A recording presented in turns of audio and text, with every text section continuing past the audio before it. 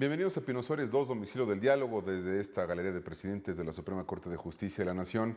Nos toca en esta ocasión recibir a un abogado al que respetamos mucho, pero además un personaje de la vida pública, uno de los mejores árbitros que ha tenido nuestro país, árbitro profesional, y dice el organismo internacional abocado a medir este tipo de situaciones que es el mejor árbitro de los últimos 25 años en México, don Arturo Bricio Carter, además abogado, por supuesto. Arturo, bienvenido a la Suprema Corte de Justicia de la Nación. No, pues al contrario, para mí es un placer estar aquí. Además es muy emocionante, ¿no? Estar en el templo del derecho como es este recinto maravilloso. Muchas gracias, Arturo. Voy a hacer una breve reseña de Arturo, hijo de un gran árbitro también, don Arturo Bricio Ponce de León, en paz descanse, abogado también de una generación emblemática de la Escuela Nacional de Jurisprudencia.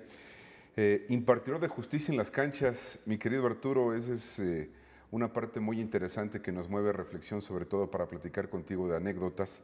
Árbitro en Juegos Centroamericanos, Copa de Oro, Mundiales Sub-17, Sub-20, Juegos Olímpicos, Copa América, 2 Mundiales de Fútbol. Tienes un récord de 7 expulsiones en 6 juegos en Copa del Mundo, famoso por su rigor como árbitro, por la cero tolerancia, por aplicar el reglamento. Y bueno, ni más ni menos, pitaste 10 finales en torneos mexicanos, uno de los mejores árbitros, insisto, en la historia de nuestro país, por decirlo de manera muy sintética y sencilla. ¿Cómo se origina este acercamiento al mundo del arbitraje? Obviamente por tu padre, en el mundo del derecho y en el mundo del arbitraje Absoluta. en ese medio, y me imagino que eso fue una gran influencia para tu formación profesional. Absoluta. Nosotros crecimos en ese ambiente, ¿no? Mis padres vivían ahí por el sur de la ciudad, entonces era muy común que después de los partidos, los árbitros de aquella época, que eran grandes árbitros, monstruos del arbitraje, iban a la casa de mis papás, ¿no? A comer, a tomar la copa.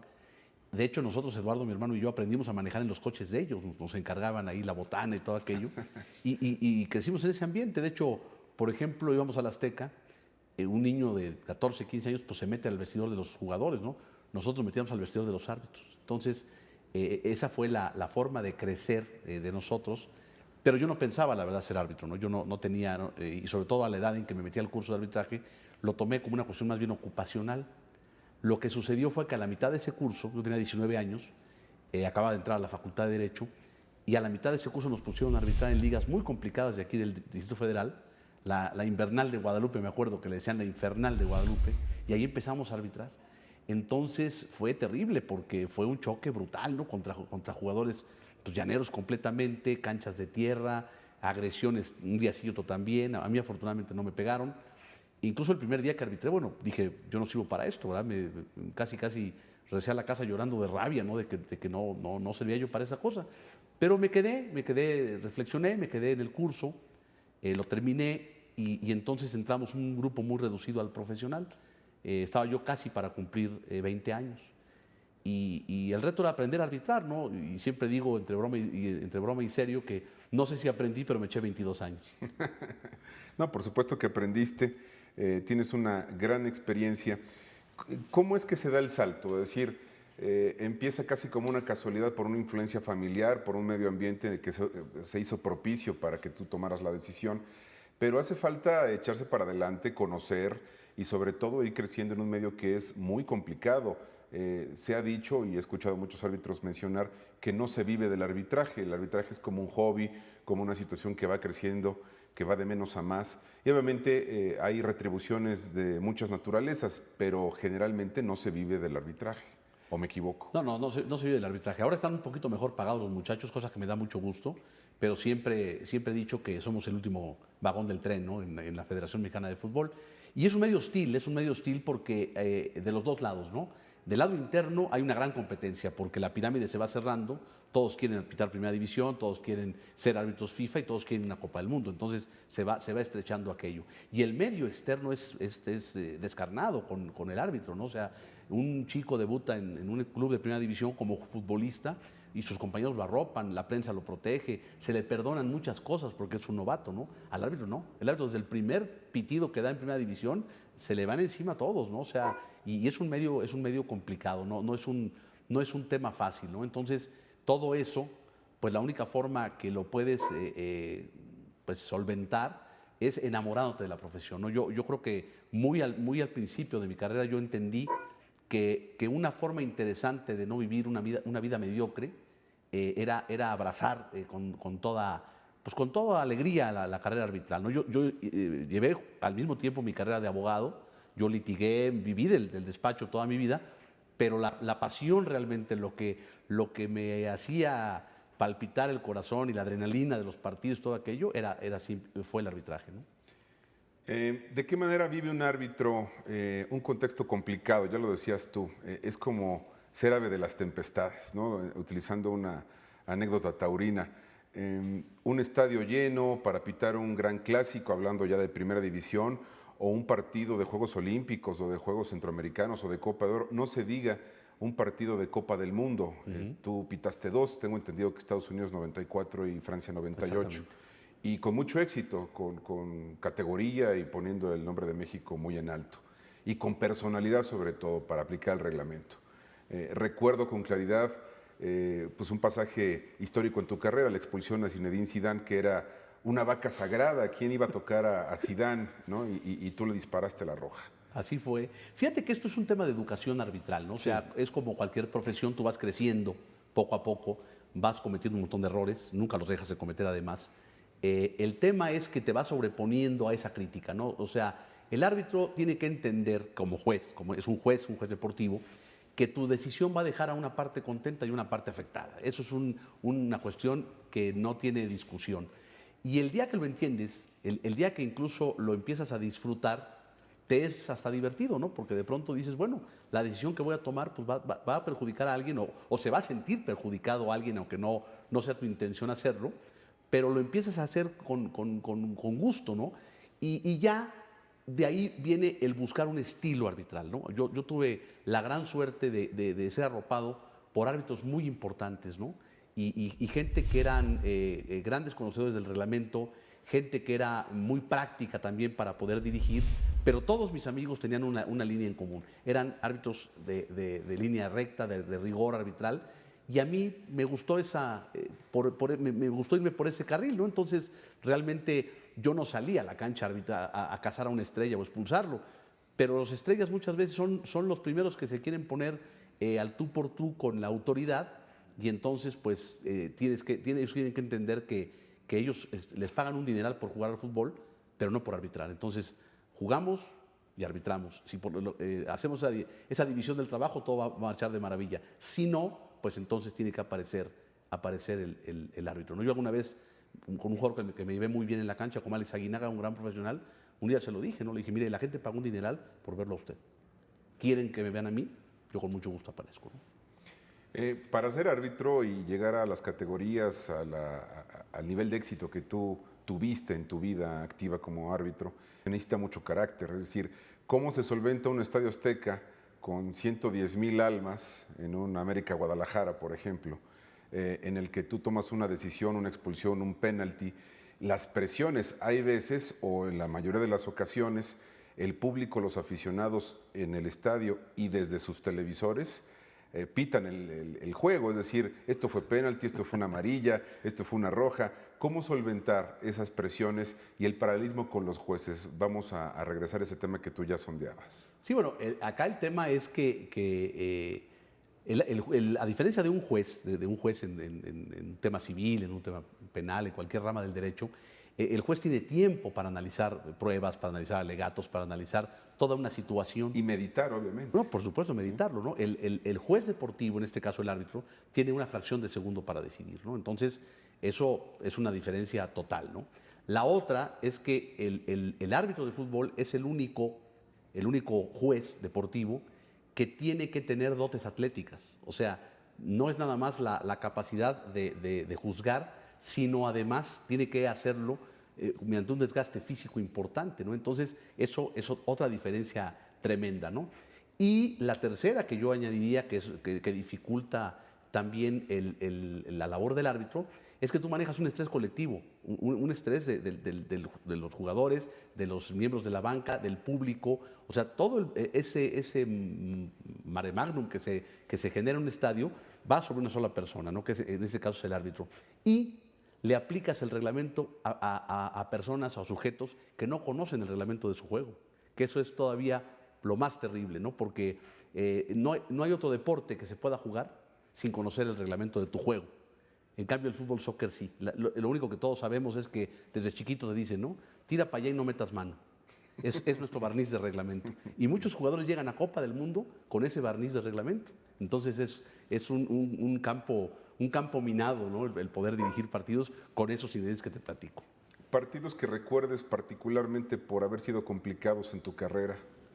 Fíjate que yo me acuerdo mucho, así el partido más complicado de mi vida, en la Copa del Mundo de Estados Unidos 94, pité un Italia-Nigeria, que de esas veces en que no puedes nunca ponerte por encima del partido, ¿no? O sea, yo amonestaba a un jugador y la siguiente entrada era exactamente igual, los nigerianos muy fuertes, muy bruscos, los italianos muy quejumbrosos, el partido todo el tiempo ganando en Nigeria, por fin empataron ahí con un penal los italianos, en fin, un partido que no pude con el partido nunca. Y me quedó ese amargo sabor de que el partido siempre estuvo por encima de mí, ¿no? El nivel de exigencia física, tú ya lo comentabas, hay que correr casi a la par de los jugadores o en línea, en diagonales, para que esté siempre cerca de la jugada. Un árbitro tiene que estar cerca de la jugada. Sí, está comprobado mediante estudios muy concretos que hizo la FIFA que el árbitro recorre una distancia mayor que la de los jugadores, ¿no?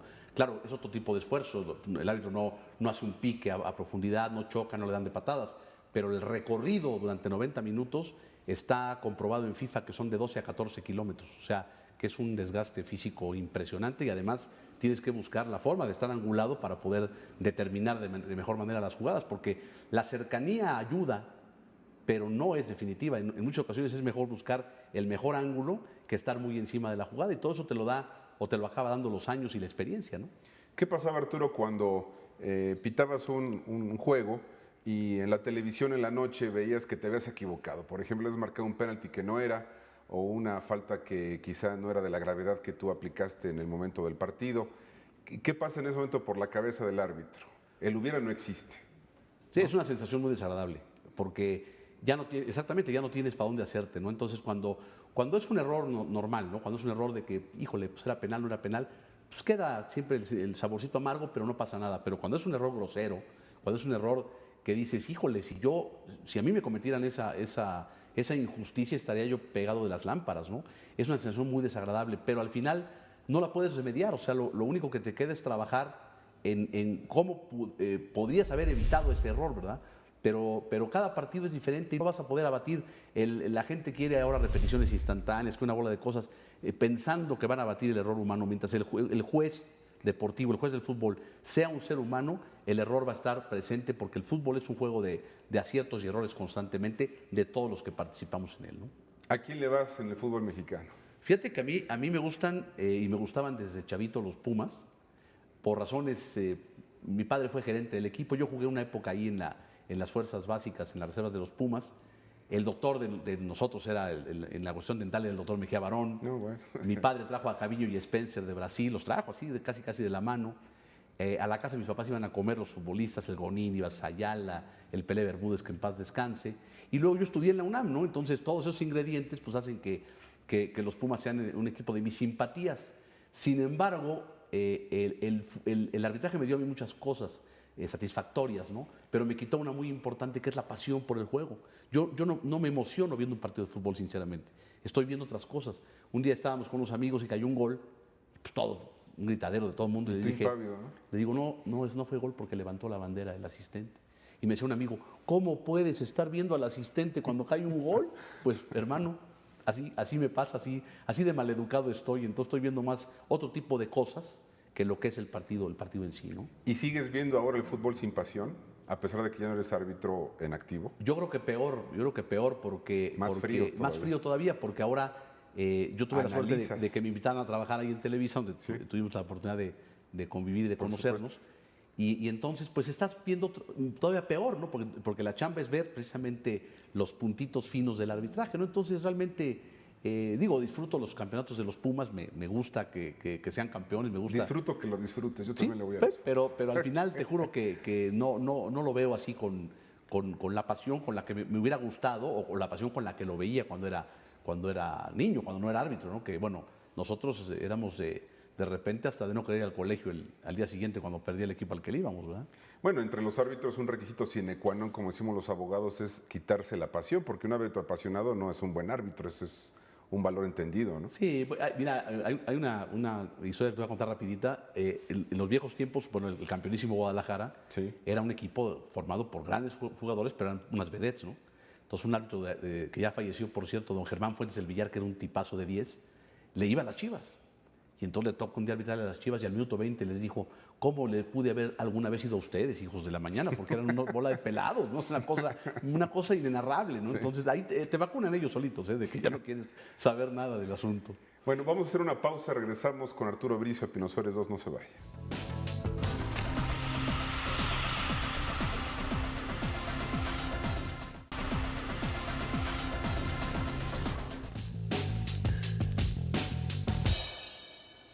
Continuamos en Pinosuárez 2 con Arturo Bricio Carter. Arturo, es difícil ser juez, en tu caso ser juez deportivo, lo digo porque estamos en la casa de los jueces constitucionales, los ministros de la Suprema Corte de Justicia de la Nación, y sí vale la pena el paralelismo porque tú lo decías ya, el juzgador queda mal con la mitad y queda bien, entre comillas, con la mitad, sin proponérselo. Cuando toma una decisión, hay una parte que siempre se sentirá afectada y una parte que se sentirá satisfecha. En el caso de los jueces deportivos, hablando del fútbol, soccer, árbitros profesionales, pues son segundos los que tienen para tomar una decisión, pero siempre el principio es el mismo. Ser juez es complicado, juzgar a los demás. ¿Cómo lo establecerías tú en este paralelismo? No, bueno, o sea, yo creo que es la actividad humana más complicada que hay. Sobre todo, bueno, en este caso hablamos de los jueces constitucionales, que es el máximo organismo al que puede llegarse, ¿no? con algún tipo de controversia. Pero cualquier tipo de juez, y hay una cosa que es muy importante, el ser humano está diseñado para caer bien. Un bebé, tú ves a un bebito que hace grasejos y sonríe y hace sus chistoretes porque sabe que es su pasaporte para que lo cargues. O sea, el ser humano está diseñado para caer bien. A nadie le gusta desagradar, a nadie le gusta caer mal, a nadie le gusta que le recuerden a su mamá. Entonces, por eso el perfil del juzgador tiene que ser muy definido en cualquier circunstancia, ¿no? Tienes que entender que vas a aplicar una ley que tú no inventaste, Pepe Sar. O sea, que una ley que está establecida, que está preestablecida y a la cual nos tenemos que adaptar como ciudadanos, como gobernados o como futbolistas, ¿no? Entonces, en ese sentido, por eso también hay tan pocos grandes juristas, por eso hay tan pocos grandes magistrados y hay tan pocos grandes árbitros, ¿no? Tú ves que en la historia del mundo no llegas a contarte a 50 que hayan sido de esos referentes importantes en el fútbol, no los hay, porque cada vez es más complicado encontrar ese perfil adecuado del juzgador. En el caso de los partidos que te tocó enfrentar en Copa del Mundo, que es la cúspide a la que puede esperar cualquier árbitro con gafete de FIFA, y tener enfrente figuras internacionales que tienden mucho a jalar la liga al extremo, valga la expresión, y a poner al árbitro en jaque, o a retar al árbitro a ver a que no me amonestas o a que no me expulsas. Caso concreto, y lo recuerdo, tu expulsión para Zinedine Zidane, que era la gran estrella y que infiero que calculó, no me va a pasar, no va a tomar la decisión, y sin embargo lo hiciste. Pasas a la historia como uno de los árbitros que con mayor rigor aplica el reglamento y por eso en gran medida tuviste éxito y reconocimiento como árbitro internacional. Es muy fácil caer bien, tú lo dices, o uno procura caer bien, pero cuando sacas la roja, lo que menos pasa es que caigas bien, ¿no? Por supuesto, en alguna ocasión platicaba con mi esposa y ella casi nunca fue al estadio a verme. La única ocasión Se pone nerviosa. Se ponía muy nerviosa. La única ocasión en que me acompañó fue mi último partido en México, antes de irme al Mundial de Francia, en una final Toluca-Necaxa. Fue la única vez que fue a verme arbitrar a mí. Pero fuimos al estadio en varias ocasiones juntos y ella decía que la tarjeta roja es una especie como de pulgar de los Césares, ¿no? Hay una gran... dar vida o dar muerte. Dar vida o muerte, ¿no? Porque de pronto hay una expectación de la gente y cuando sale la tarjeta roja es un rugido de la gente, ¿no? Y decía ella que se le imaginaba mucho el pulgar de los Césares, ¿no? Entonces, ese tema es importante, pero lógicamente no le vas a caer bien. El jugador al que expulsaste no lo va a reconocer, no te lo va a agradecer. muchas veces ni siquiera va a cambiar la forma en que jugó para ganarse esa tarjeta roja. Pero el tema también es importante, ¿no? Porque el juego tiene una moral, el fútbol tiene una moral, y la moral del juego es la que tenemos que ser garantes nosotros, los árbitros. O sea, y esa moral tiene que ver con que gane, en todo caso, el más afortunado, pero no el más tramposo. Y a mí me alarma que de pronto veo partidos en la actualidad donde ganan los tramposos, donde están ganando los malos, pues. Y creo que no se debe de permitir eso, ¿no? Porque, insisto, tú como árbitro, en el momento que tienes esa investidura, 90 minutos, eres el garante, no nada más de la regla de juego, de la moral también del juego, ¿no? Y el árbitro sin duda también ejerce un papel de controlador de las pasiones, es decir, de buen controlador o manejador de las pasiones, porque un estadio encendido, o no solamente un estadio, una nación encendida en un mundial, cuando una decisión arbitral acuchilla a una selección nacional, bueno, tiene connotaciones sociológicas, culturales, es decir, no es exagerar hablar de la importancia y la trascendencia que tiene el fútbol culturalmente, en nuestro país no es la excepción, hay una efervescencia y una pasión desorbitada por las decisiones que se toman en el fútbol, Arturo. Así es, así es. Alguna vez un gran instructor italiano que vino a México y que fue un gran formador de árbitros, Diego de Leo, decía eso. El árbitro es fundamentalmente un moderador de pasiones. Y no nada más de las de la cancha, porque efectivamente la violencia de la cancha puede subir a la tribuna. Y la violencia de la tribuna puede incendiar hasta un país, ¿no? O sea, ha habido guerras por el fútbol, o sea, no estamos siendo exagerados en ese sentido, ¿no? Entonces el árbitro tiene una misión interesante en ese sentido, ¿no? Desde tu punto de vista, ¿quién es el mejor jugador de fútbol de la historia? Yo creo que Pelé. O sea, quizá por mi fecha de nacimiento, yo tengo 55 años, yo vi jugar a Pelé. Lo viste jugar, claro. Quizá los jóvenes dicen, no, pues Maradona, ¿no? O algún otro. Hay quien dice que Zidane, por ejemplo, ¿no? Pero yo creo que el más completo futbolista en todo sentido de la historia se llama Edson antes del nacimiento Pelé. Y también tiene que ver con principios de honestidad, ¿no, Arturo? Es decir, un jugador que se tira un clavado, un jugador que propicia una falta, que, como tú lo decías, tiende a la trampa o a engañar o a irse al límite del reglamento, pues generalmente no va a ser respetado en ese sentido. Pelé era un caballero dentro y fuera de la cancha. En todo sentido. Además, yo creo que el futbolista tiene que ser un ser humano integral, ¿no? No nada más lo que hagas en la cancha, sino también cómo vivas fuera de ella. Y creo que en ese sentido, pues, el maestro Pelé ha sido un tipo que ha tenido sus tropezones en la vida, como los tiene cualquiera, pero siempre se ha manejado con un perfil muy discreto y además una sencillez que te acalambra hasta la fecha, ¿no? Un tipo incapaz de negar un autógrafo, incapaz de negar una foto, o sea, un ser humano extraordinario, me parece a mí. Desde tu punto de vista, el mejor árbitro que has visto o que has conocido. Mira, a mí me impresionó mucho un árbitro que fue compañero mío en algunos torneos, brasileño, Roberto Ramis Wright, es su nombre, ¿no? Pero me parece que es de lo mejor que pude ver a nivel internacional.